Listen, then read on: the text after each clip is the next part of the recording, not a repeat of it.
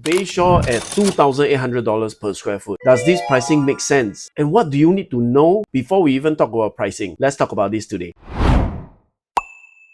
Hi guys, welcome back to the channel. If you have been following us on our project review and yet to become a subscriber, you can do so right now by hitting that subscribe button. It will really help the channel a lot, and thank you very much. Now, if you have been considering making a purchase this year and you are eyeing on this new plot in the Bayshore Precinct, you have to stay tuned to the end because I've done a lot of research and numbers and things that you may not hear from the normal marketing agent telling you why you should buy. First of all is the first mover risk. You always heard about the first mover advantage, but that comes with risk as well. So not having a clear benchmark in this vicinity may be one of the biggest first mover risks that you may need to consider. And many buyers also worry that they may become the benchmark for a lot of older developments to cash out, and that may not sit well with them. And number two is the early living environment. When you are the first development being completed over there, you will expect a lot more constructions happening around you, and that may affect your livability. Amenities may also take time to come up. Of course, you have your MRT station right there, but the daily necessities may be limited because of this new precinct and township that they are developing. And next would be car park. I always get a lot of questions in new launches, how many car park lots are there,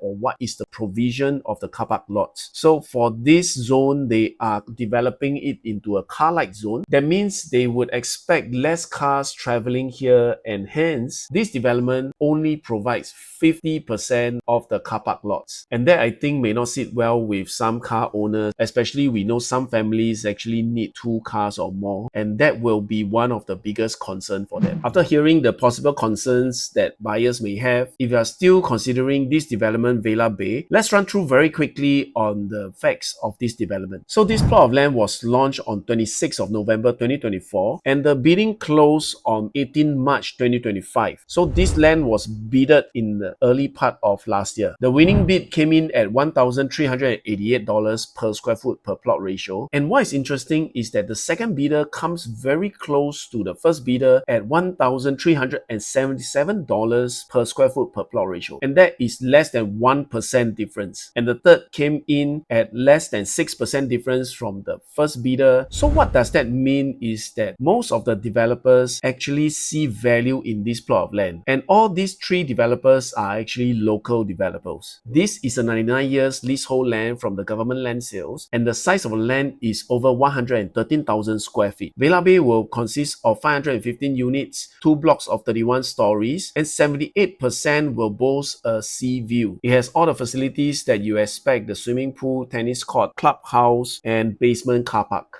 But I think one thing that Vela Bay stands out is the connection to the MRT station. So right out of the side gate, you will get connected into the Bayshore MRT station, and that runs along the Thomson East Coast line, which is one of the most convenient line that you can directly connect yourself to the Marina Bay Gardens, Orchard, and towards the north of Singapore. And of course, this will also bring you to the Changi Airport as well. The biggest growth story for Vela Bay is the transformation in the Bayshore Precinct, where the government is planning a 60-hectare waterfront estate. On this 60 hectare, you will expect 10,000 residential units, of which 7,000 will be HDB and only 3,000 for private estate. So some of the key developments in this Bayshore Precinct will be the largest SAFRA in Singapore, a future integrated transport hub, healthcare, educational institutions, and you expect parks and green corridors all around the estate. The floor plans are not out yet, but we expect them to be out really soon. But we do have the draft site map that you can see that the 2 blocks are situated in a way that it offers maximum sea view, and because of its location, you can expect that no matter you are squaring towards the sea, you are looking towards the left or the right, you will get a magnificent sea view. So I think that is one of the reasons why people are very excited about this project, because we all know that seafronting projects have been very popular, especially in the East Coast region. But is $2,800 really a price to pay? Well, we have to take reference from one of the seafronting project that was launched in 2017, and that is the seaside residences. If you look into the latest transactions of seaside residences, the last 1 year, the average PSF is $2,450, and it went all the way up to $2,700 in 2025 December. A 3-bedroom unit in seaside residences transacted at $3.4 million.